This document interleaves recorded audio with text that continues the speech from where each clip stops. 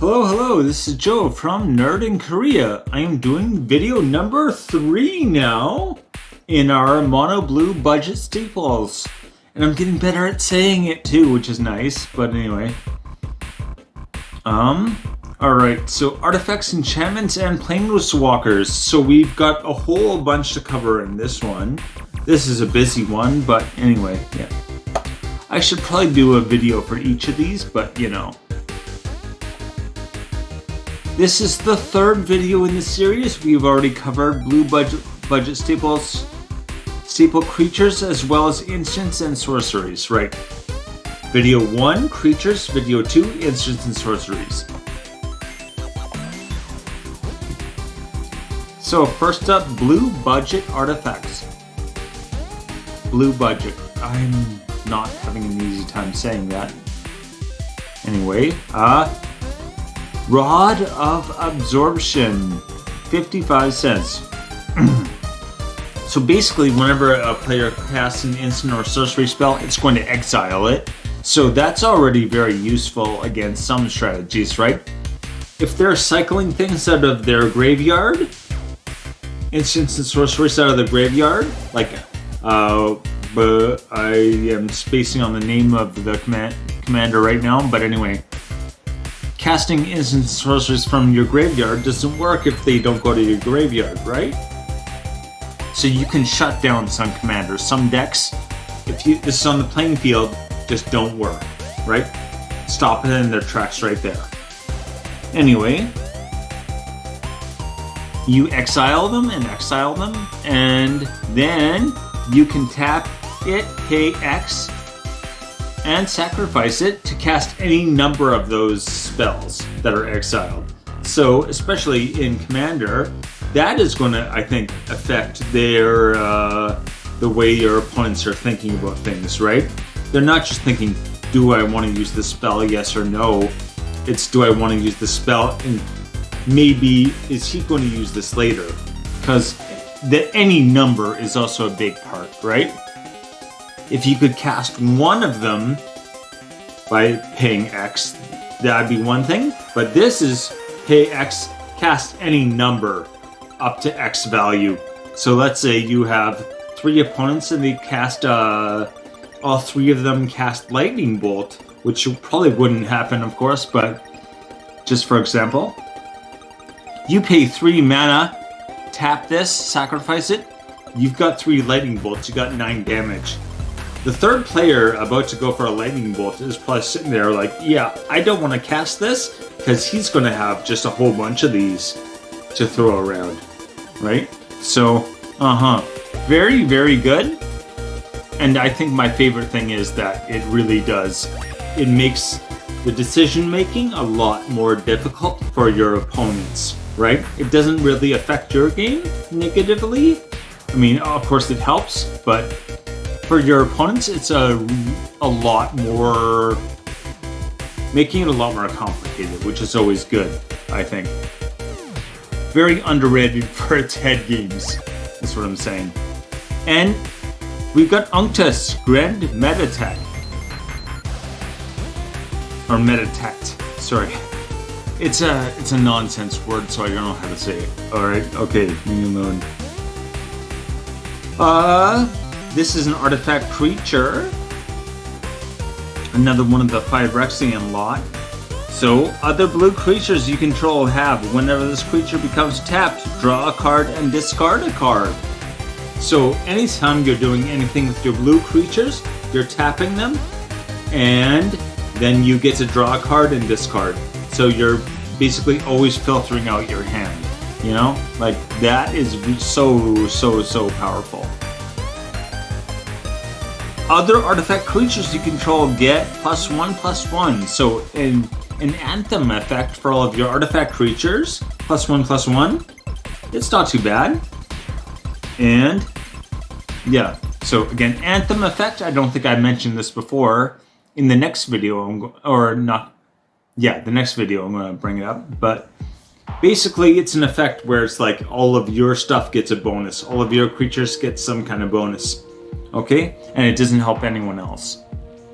That's Anthem effect is what it's called. And Deluxe Dragster. This is one that I think I kind of spaced on before, and I'm glad I came across it now. So, first of all, its evasion is incredible, okay? It can only be blocked by other vehicles. Unless someone has a vehicle deck, they probably won't be able to deal with this, right? So, yeah. That is very, very good evasion. That really means, like, unblockable most of the time. And even if they do have a vehicle, is it going to be, you know, a creature at that time? Like vehicles, this first instance, this is crew 2, which means you have to tap a creature with power 2, or 2 creatures with power 1 to be able to make this into an artifact creature. So, even if, you know, your opponents do have vehicles to block with, do they have creatures available to tap to be able to make them into artifact creatures so they can block, right? So I think even if your opponent has a vehicle, they might not be able to block this, you know.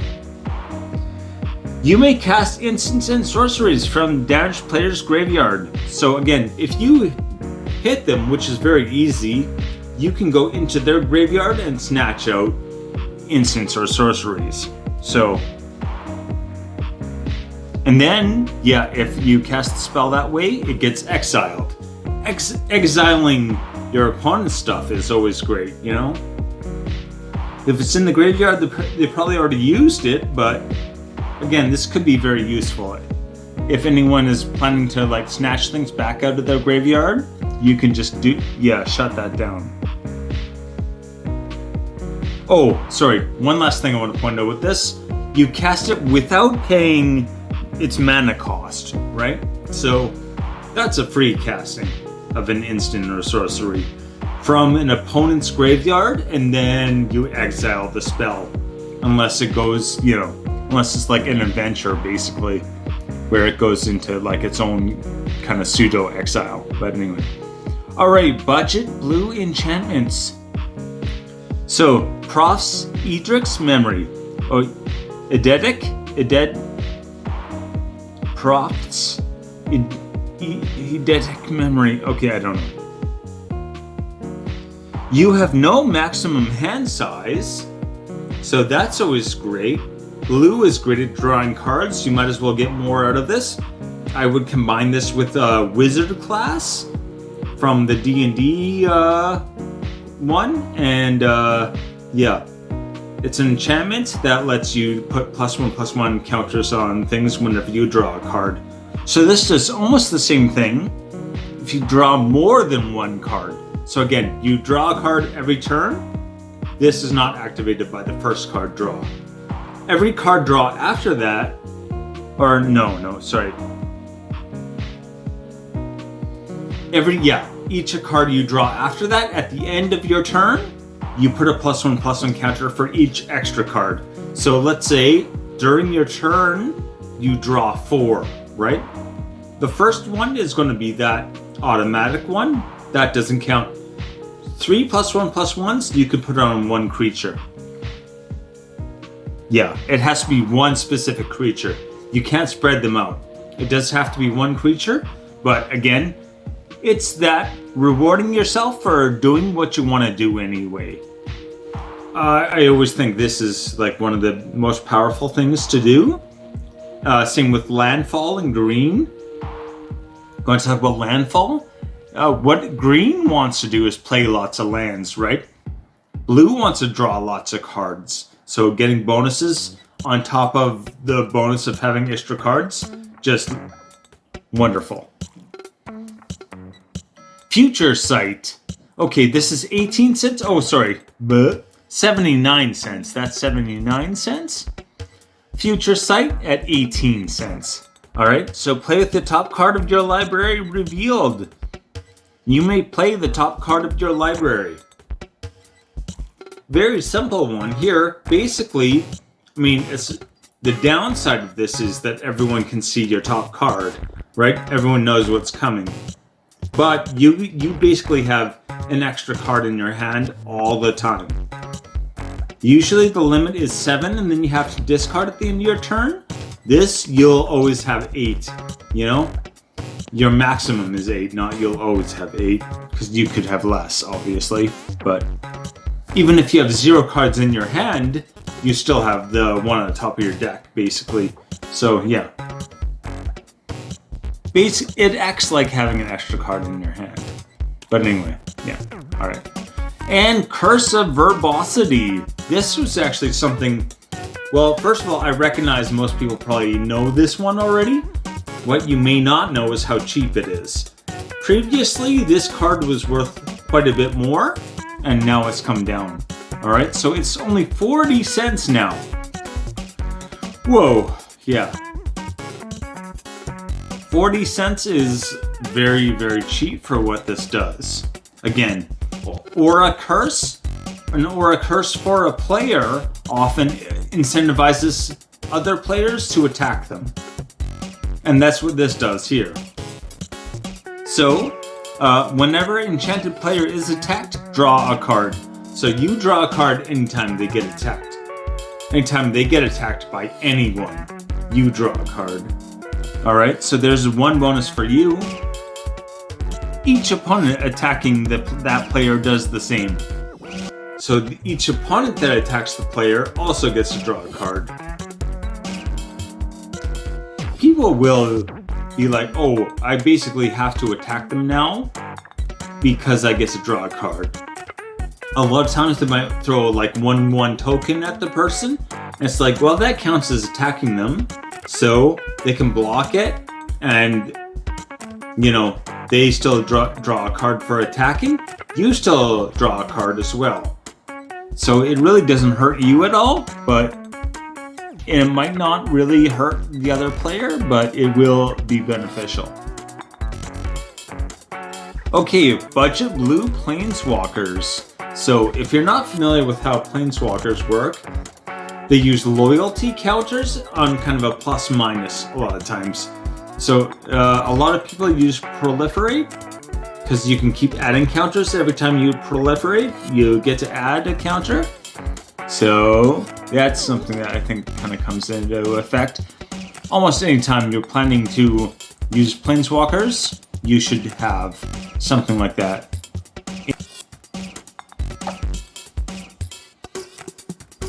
Okay, so we're going to move on to the Planeswalkers now. Mordenkainen. So our first one, Mordenkainen, who you might know from the D&D universe. Of course, I'm spacing on... Every time I'm recording, I just space on the name of everything. But anyway.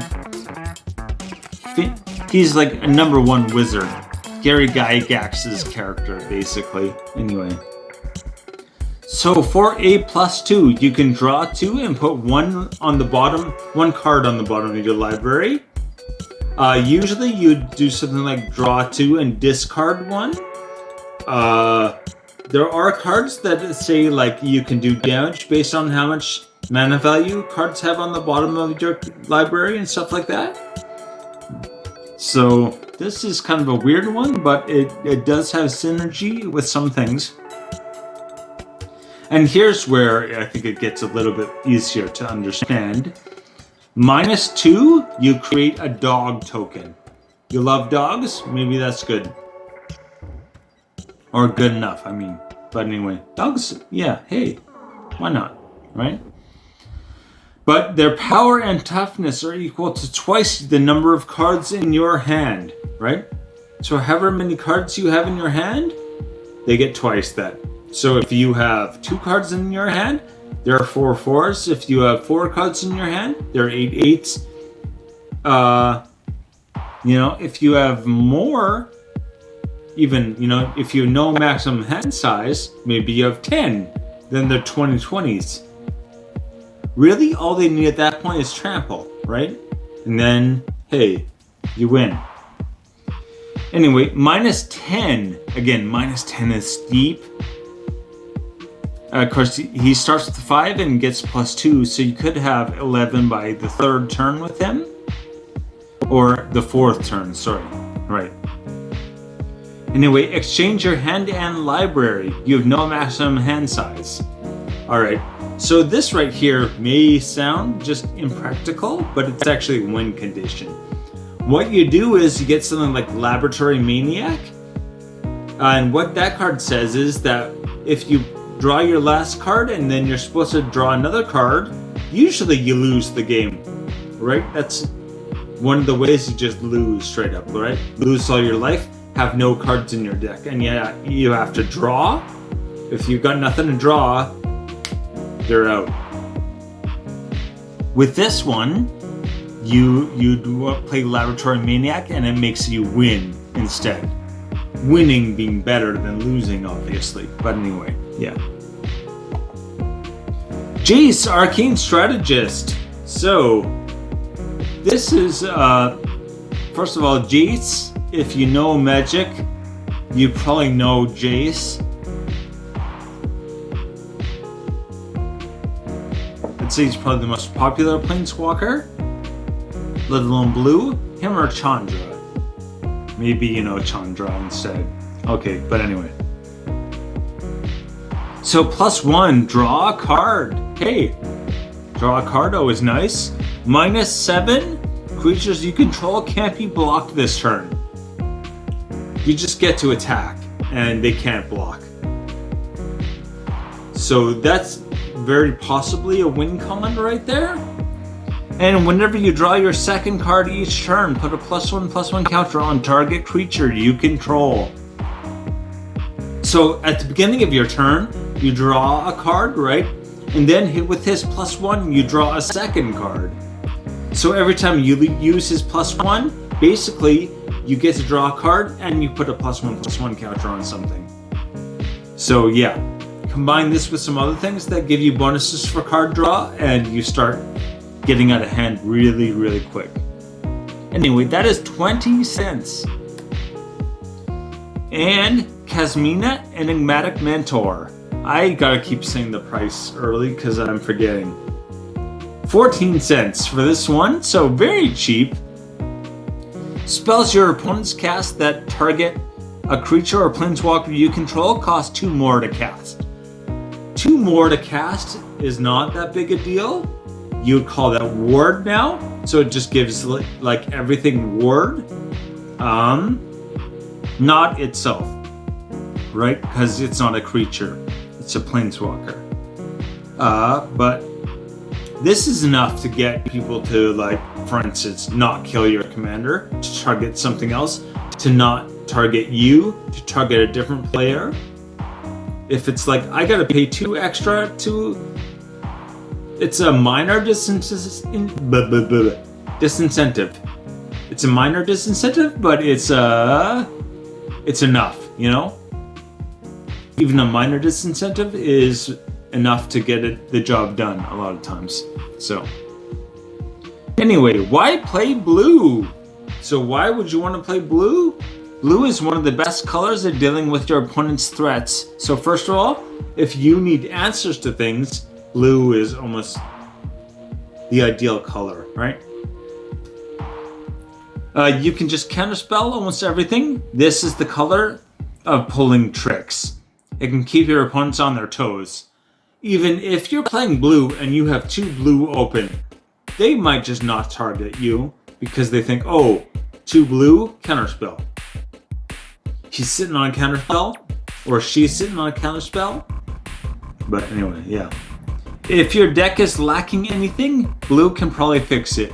So when I started building decks, that's one thing I would find is that I really like this deck, but it's not performing well, right? I run out of cards and then it just kind of doesn't really ever pick back up again or something like that. If you have a problem like that, blue will fix it, right? Or if your opponent keeps kind of pulling, especially if they're pulling the same trick, you can find a solution in blue. There's going to be something you can do with blue that will deal with it. But Nothing is scarier in the game than 2 open blue mana. Yeah, like I just said. Yeah. Anyway, alright. Take it easy, y'all, and thank you for watching. Oh yeah, please hit like and subscribe. Yeah, I gotta remember to say stuff.